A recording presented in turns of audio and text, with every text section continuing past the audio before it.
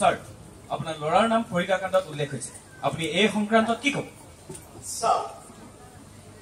মই চিন্তা কৰি আছো উন্নয়নৰ কথা আৰু আপোনালোকে কৈ আছে অশ্লীল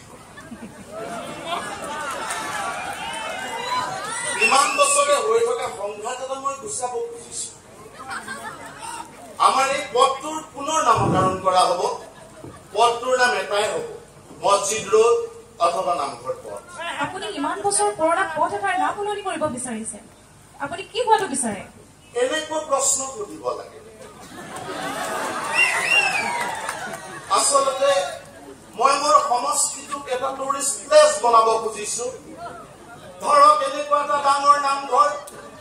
যিটো নামঘৰত ভাৰতবৰ্ষৰ সকলো ৰিল ষ্টাৰ আহি ৰিলছ বনাব পাৰিব ইতিমধ্যে মই নামঘৰত লৈ এটা বৰগীত লিখিব দিছো অষ্ট্ৰেলিয়াৰ এগৰাকী সুন্দৰী গায়িকা